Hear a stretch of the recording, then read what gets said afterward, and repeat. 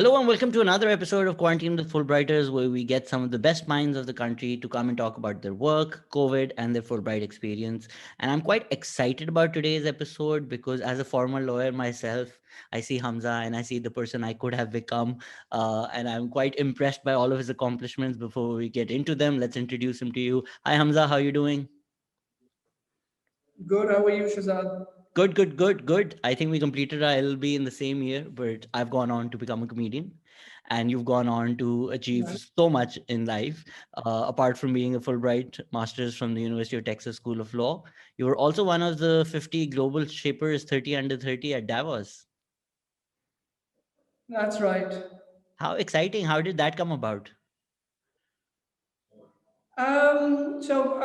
One, I was very fortunate, so every year, World Economic Forum selects 50 young people from around the world to attend its annual meeting in Davos. And I know that word gets thrown around a lot, but it was quite a surreal experience. I mean, some the people who shape what the world will become are all at Davos, and you're with them. That's right. It's literally the who's who of the world in one Congress center. And so I think the correct way to explain it would be that a lot of your emotions get activated at the same time, and a lot of them are conflicting emotions. First of all, there's the imposter syndrome that how did I end up here? And so the first couple of days, you keep thinking, I don't belong here. Um, because you're standing in the Congress Center and, oh, there's Greta right there, Ivanka Trump's walking right by you. You just start a conversation with the owner of Manchester United. You end up meeting the celebrities like will.i.am, Deepika Padukone, etc. And Did so you actually meet Avram Glazer? I did. I ended up meeting Avram Glazer. I spoke to him for You about 20 minutes. Did you talk about Um, how he's beating our club to death? I think it was a very honest and candid discussion. I think the club is in transition. I think they've done the right thing by giving the current manager a lot of time. But we ended up speaking for about 20 minutes. We were very candid. We talked about United recruitment, United's rivals like Liverpool, and then. At the end, I asked him for a selfie, which you don't ask at Davos because you all belong here, so nobody asked for a selfie. But I said, "Can I have a selfie?" And he said, "Sure, can I have your visiting card?" And a week after I arrived back, I received a United jersey signed by all the players. So it was Wow. quite an Wow. yeah. I didn't mean in terms of the job Ole is doing. I meant specifically in terms of the job the Glazers are doing. There's a lot of debt on the club. But I think that's it. That's a discussion for a different podcast. Let's come back to all the great work that you're doing. What would be your biggest takeaway from Davos? Um, so biggest takeaway or the best experience at Davos? Because those were two separate things. Biggest takeaway in terms of what you found out about where the world is headed, which might help people who are listening. And if you want to share your best experience as well, I'm all ears. Yeah, so I think the biggest takeaway would be that, like I said, um, there's a confluence of emotions. A lot of them are conflicting. There's hope, there's excitement. The first couple of days you don't end up sleeping at all, so you're sleep deprived. You're highly caffeinated. But then again, there's a little sense of despair as well, because there's the who's who of the planet in one place. And obviously, if you have to collaborate and move forward, you have to work with people on both sides of the aisle. You have to work with people of all backgrounds. I can understand World Economic Forum's dilemma as well, that they have to keep the boat moving. But I do think that there could be more action. There isn't as much. However, I think the experience and the opportunity of, I think World Economic Forum needs to be given credit that they're giving young people a seat at the table. And so for me to just strike up conversations with, say, the Prime Minister of Netherlands or, with the CEOs or VPs from like Microsoft or Total and talk to them candidly about the current situation and what the challenges are. because obviously there's a formal stance that they take, which is reflective of their companies, but the main meetings are basically, before or after the meetings, or when you're, in the shuttle together headed towards the Congress Center. And I think that's when they're really candid and you understand that, what are their limitations. So I think that would be my biggest takeaway. I think Are you there's a hopeful? lot of so I, as a person, am not that hopeful and that optimistic generally in life. So I think you view the you view the world through the lenses you wear, and so I would say I'm more of a skeptic generally. And talk is all great, but I think actions speak louder. But at the same time, especially in democracies, the wheels move a little slowly. And so, obviously, the ambition is there. I think the reality is there, but I think it takes time for action to materialize. I think that probably lends us very nicely to something that you studied, which is energy. How did that specialization come about? Because especially doing LLB in Pakistan, energy is not something that's focused on at all, or energy law is not something that's specifically taught. That's right. I think energy focus came, I think, during my second year of practice, and I was working at a law firm at the time, which did a lot of energy work. And in fact, even my first law firm and the second law firm, the first was more focused on electricity and Mhm. power, and the second law firm was very focused on upstream and downstream oil and gas. And so within a couple of years, I was very fortunate that I developed a portfolio where I'd worked on electricity as well as upstream and downstream. And in 2012, when I started my practice, there was a lot of burgeoning interest in wind at the time.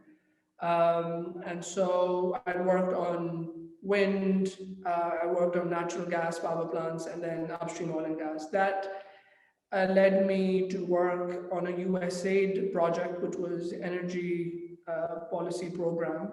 And so we were their external counsels, and then they asked me to come on board. And so I think there I worked with a team of specialists because as lawyers, you're just looking at legal issues primarily, and you're bogged down by the drafting mostly. But I think, or the regulatory framework. But I think being part of a team of consultants, commercial, financial, technical, I think that gave me a broader lens. And I think once that project ended, again, I actually went to Ordignum, which was my fourth job experience, thinking this is the time that I'll diversify. Cool. But I think as soon as some energy transaction would come to the law firm, they'll be like, hey, he's got a lot of energy experience, put him into the team. And I think the firm wants to leverage your past experience as well. And I think that's a nice tango dance that you do with your employer, where you obviously need them, and they leverage your experience as well. And so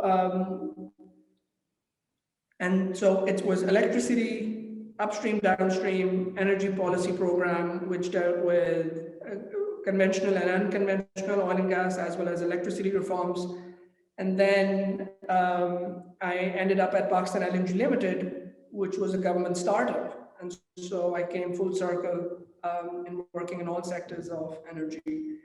And so after 7 years of experience, I ended up doing my Fulbright in global energy and environmental law from the University of Texas School of Law. It's so interesting. Many moons ago, I also interned at Ordignum when I was a budding lawyer, but that was a different Shazad. Specifically, I you. think stand-up comedy is a lot more difficult than lawyering, I That's what I think. tell my parents And as so I well. think, yeah. Have you seen that episode? Have you seen that interview of Jerry Seinfeld where he says, "I came out as funny to my parents"? So I think that's all relevant. But yes. So now that you've already mentioned your Fulbright as well, and there's a new government in the country that we studied from. How important or how significant do you think it is for Biden to rejoin the Paris Accord? So I think I'm glad I mentioned I'm a skeptic because Paris Agreement and these multi-party international agreements, there's a lot of bureaucracy, there's a lot of back and forth, there's a lot of compromise, and what you end up getting is not what you hoped for. And I think that's what happened in Copenhagen before Paris, where there was no agreement. So finally, there was a lot of buzz around Paris because finally they had an agreement in hand. But basically, Paris Agreement just recognizes the urgency that the planet cannot get warmer more than 2 degrees, and that it would be ideal if we keep it at 1.5 degrees. Beyond, and that was huge. But beyond that, its implementation, it's all up to the countries how they implement them, the national contributions that they share with the UN periodically, how good are the systems to implement them, to assess them, and that varies from country to country. And then, there's lack of binding language as well. There is no. I remember the U.S. wanted the word "shall" to be changed to "should" in the agreement. Having said that, these international agreements are great because it shows the direction that your country is going, even if they themselves are not that binding. But I think, and from the, from the outside, when you're looking into the U.S., you're thinking, oh, the federal government is joining this agreement, and that's huge, or they've withdrawn, and that's very detrimental. But I think when I was in the U.S., you realize how huge it is, and the autonomies that their own respective state governments and local governments have. And so, for example, Texas, which is generally considered it's very pro-energy generally, but it's considered the hub of oil and gas, which it is. But you'd be surprised to hear that Texas generates 30,000 megawatts of wind electricity without any federal mandates, without any state mandates. Um, and so, and the city of Austin itself, again, like the devolution of powers, the city itself wants to go 100% clean energy by, I think, 2035 or 2045. It easily achieved its 2020 targets of sourcing 50% electricity from renewables by surpassing it and generating 56% of the city's electricity comes from renewables. So I think, notwithstanding the political and symbolic importance of the Paris Agreement, the Biden administration joining that agreement, I think states and cities themselves are doing incredible work in the clean energy transition. I'm similarly very skeptical of governments, of capitalist institutions, but I think at the end of the day, politicians go down the river where people are headed, where the thought is. So you mentioned Austin. Austin is a liberal island in Texas. So if the people of Austin want something, the politicians will follow. So that symbolic optics of joining the Paris Agreement may have a domino effect. We're not sure. In terms of the carbon emissions policy, or specifically the carbon credits, there are a lot of capital institutions that herald that as a huge success. Are you similarly skeptical of that? Because I am. Right. So I think there are multiple forms of carbon pricing, but I think the two most regularly used are carbon tax and cap and trade framework. And so, if I think carbon pricing should not work alone. I think it needs to be part of your climate toolbox. Um, I think California had this Global Warming Solutions Act. And so cap and trade was just part of the menu of alternatives that they adopted. And so they themselves expected that cap and trade would only be responsible for 30% of carbon emissions. For people who In might the end, not they know turned cap out to and be trade, can you please just explain what do you mean by cap and trade? So, like I said, there are two forms of carbon pricing policies. One is carbon tax, which is simple. If you emit carbon, you pay a tax. Cap and trade is that they're basically credits, certificates. The government would set a cap, and then that would tell the private sector that this is the cap this year, and it's never going to go higher. It's only going to go lower. And so you have a systematic way of ensuring that your carbon emissions stay lower, and with every incremental year, the carbon emissions go lower. However, and so these certificates that are then tradable, but what happens is that a lot of these allowances are given for free. In the EU, the system was hacked, and those credits and those certificates were given away for free. They're about in California. I think in California there were about 200 million credits that were banned before the cap and trade even came into existence, and so um, that basically completely reverses the incentives to reduce your carbon emissions if you have those many credits. I think there was some Asian country, I wouldn't name them, but entities over there started they never produced that harmful greenhouse gas before, known as the HCF 23. But when the global cap and trade policies were being thought of, they started producing those very deleterious, harmful gases just to claim credits for them. And so emissions that would have never existed were started being generated just so people could get credits for it. Um, Sorry, It's where like were we it's like before I the started explaining? it's like the cobra problem. I don't know if you know of that, but when British India introduced um, during the British Raj, they introduced uh, an amount of money that they would pay if you brought a dead cobra. So what ended up happening was Right, people started raising cobras in cobras farms just so that they could kill them and get more money for it.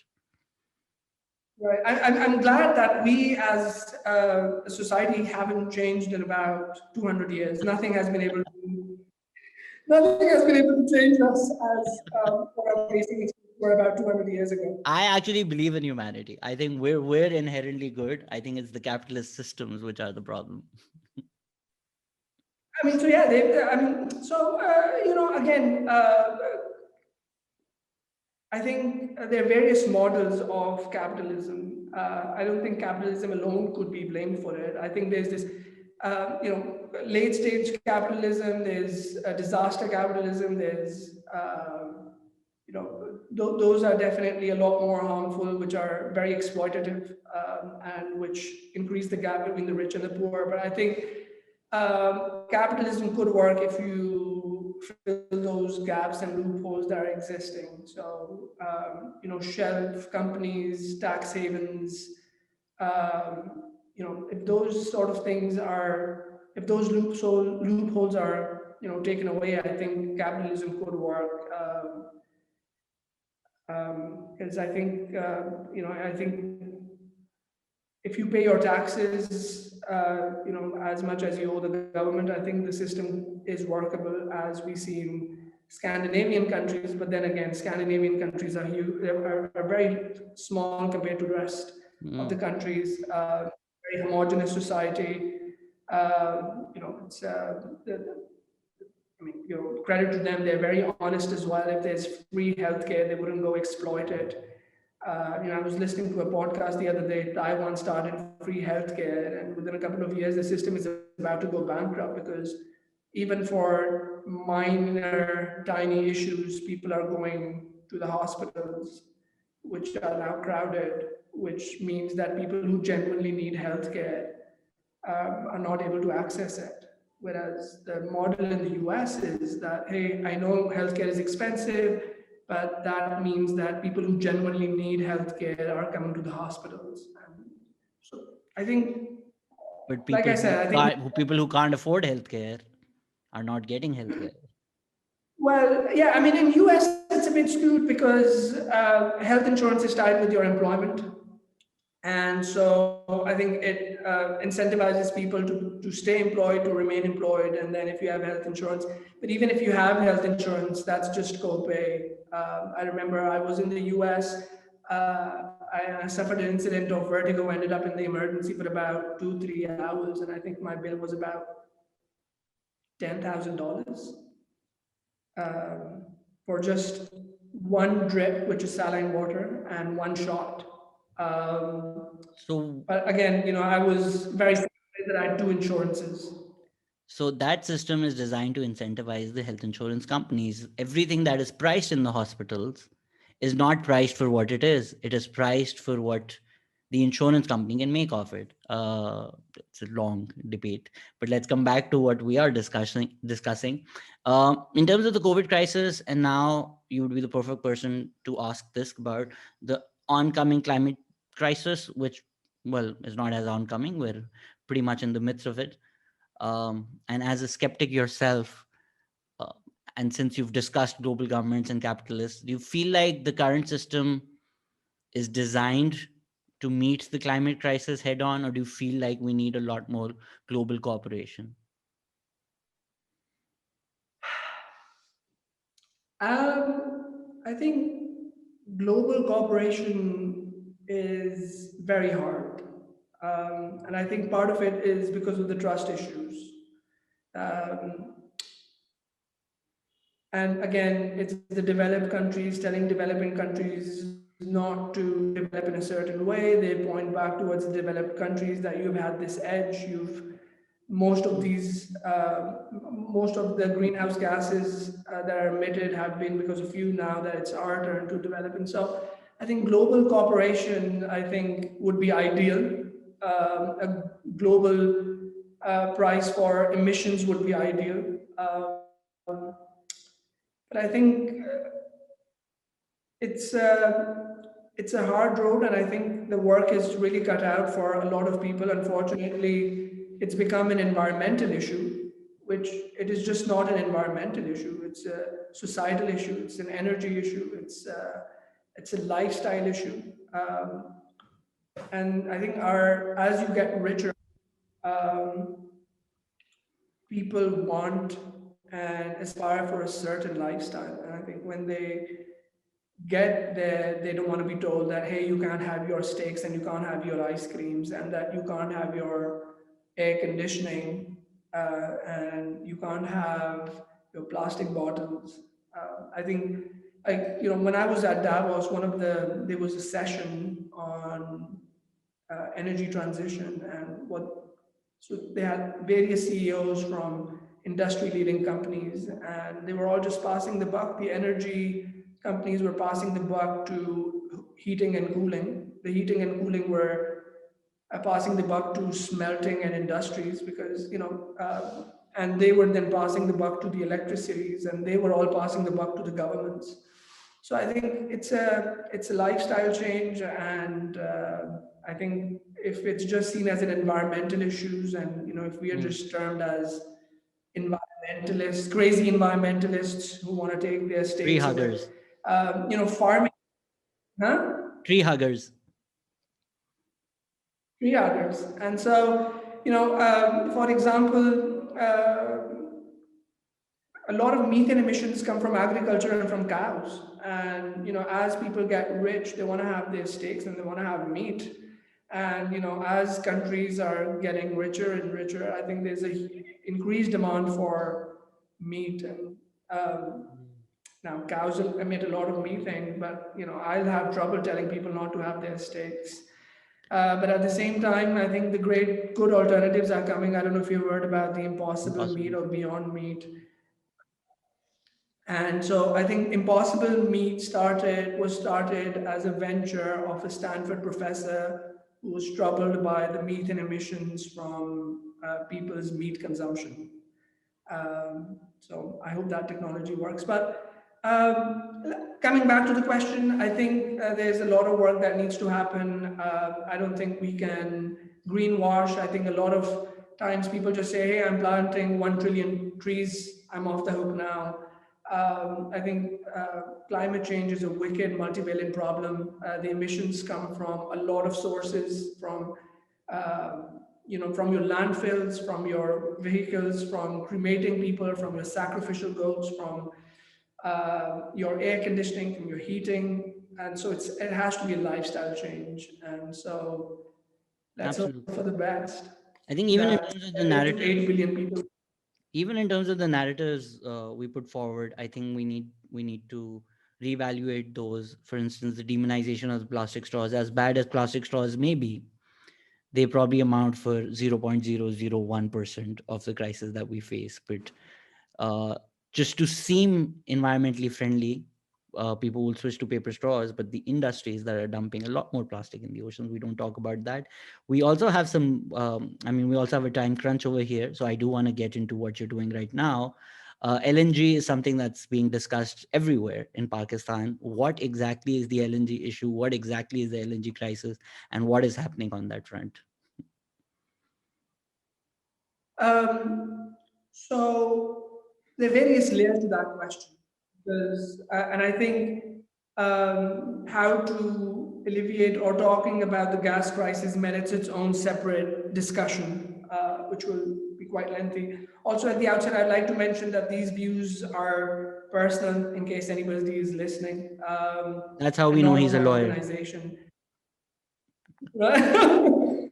So, like I said, there are various layers, but if context is anything to go by, LNG has been in the news a lot because of procurement of LNG cargoes. And so initially we were being blamed for starting the process a little late. And one of the biggest criticisms were, why didn't we procure this gas for winters in summers?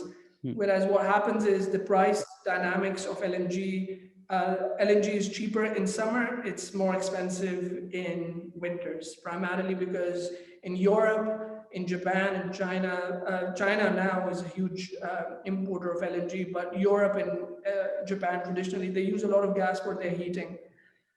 And so in winter months, the demand is a lot higher, and obviously then the price goes high. And so it's a fallacy to think the notion that we could have procured this gas in summers is incorrect.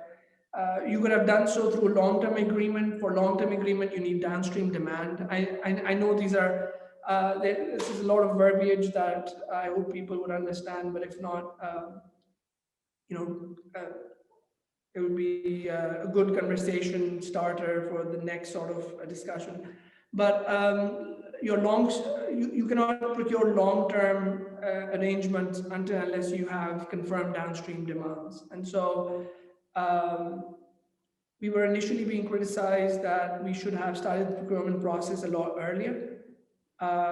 But I think that notion was dispelled earlier this month, because what was happening was Japan had gone into a lockdown during winters. And so, with a lot of people staying at home, their demand had exponentially gone up. I'll digress. There's a California Independent System Operator, which is a grid operator, basically has a graph of electricity consumption, and they call it the duck curve, which in pre-pandemic times look like a duck, because when people are at home, the consumption is high. They go to the offices, they use the same resources, use the same electricity, same heating and cooling, same coffee machine. So the curve goes down, and then at around 6 to 7 p.m., the curve goes back up again. So a lot of people were staying at home because Japan had gone in lockdown, and so their demand had increased a lot. And so Japan, being a rich country, they were procuring a lot of gas, and they were able to pay top dollar for it. So I think they bought a cargo at $38 per MMBTU. For perspective, the basket of gas prices that we have in Pakistan, it's $4 per MMBTU. And so a lot of these suppliers, obviously, because the price was over there, there are a lot of, notwithstanding the fact that whether or not the government should be in the business of business, but the rest of the suppliers, they're commercial entities, right? If somebody is paying them 10 times or 8 times the price that they would make over here, they were willing to default on their obligations over here and supply gas over Hmm. there. So now what has happened is that now Japan has realized they don't need as much gas, and so whatever gas hoarding was happening over there, that has eased up. And so initially we were being criticized, we didn't start the process early enough. I think mid-January we opened the bids for March, and we got prices as high as 22.2% of Brent. Um, and then we realized that the market dynamics in a week have changed, so we scrapped that process and we did an urgent tender. And now the prices we have gone are as low as 12.7% of Brent, which are lower than your term contract with Qatar.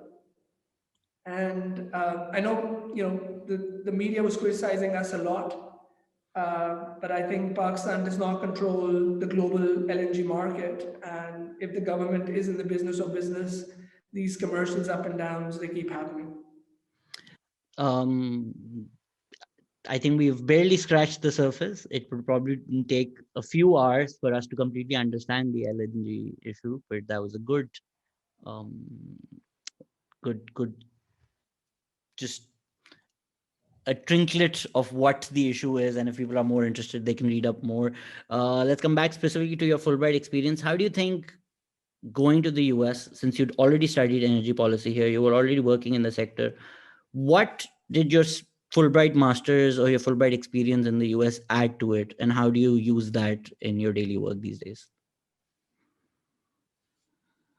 Um, that's a very good question. At the start, I would say, I think getting work experience before you do your postgrad is very important. As I earlier mentioned, you view the world through the lenses you wear, and so having those experiences and having those foundations already, you build up on top of that. Um, and I think the best thing about US universities is that professors there are absolute nerds. And so they love the topics that they're teaching. And they're doing it because that's what they wanted to do. And so I had this professor for energy development and policy, and it was an interdisciplinary course. And there were law students, engineering students, and people who were doing their MBAs in the same class. And he was very adroit at what he did. And so I asked him, it's one thing teaching all these people with various backgrounds, but it's another thing taking questions and then knocking them out the park. How do you do that? And he said, well, I was a scientist, and then I did a degree in finance, and then I did my JD from Stanford, and then I did my PhD from Stanford. And so just having that background for him, yeah. So I think, and then obviously in US universities, the fact that you're able to question, you're able to go to the professors during office hours, sit with them for about an hour, have candid conversations.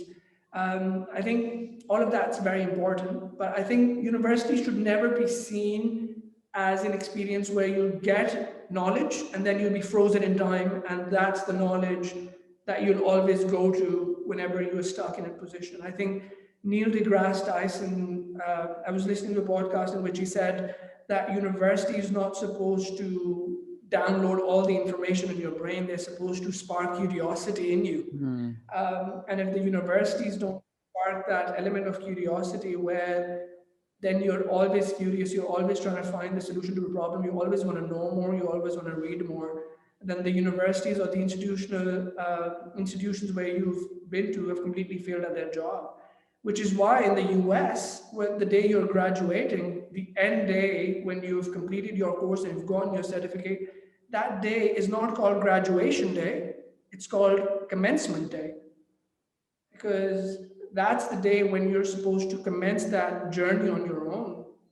And the university has only given you tools and a very basic foundational knowledge on how to go forth in life. And so I think having those various perspectives, and obviously, I think people in the US think very differently from the rest of the world. I think, and so getting that perspective and getting that knowledge and using it over here is obviously beneficial. And at the same time, you're obviously in Pakistan things work a lot differently, and so there are pros and cons to both. I mean, we're happy that you're back in Pakistan and doing such phenomenal work. Thank you so much, Hamza, for coming on today and having this conversation and for all the work that you do. Thank you. Thank you so much. It was a pleasure to be here. Thank you so much, Azad. And this conversation was great as well. Thank you. Yes, I hope we can have a lot more of such conversations.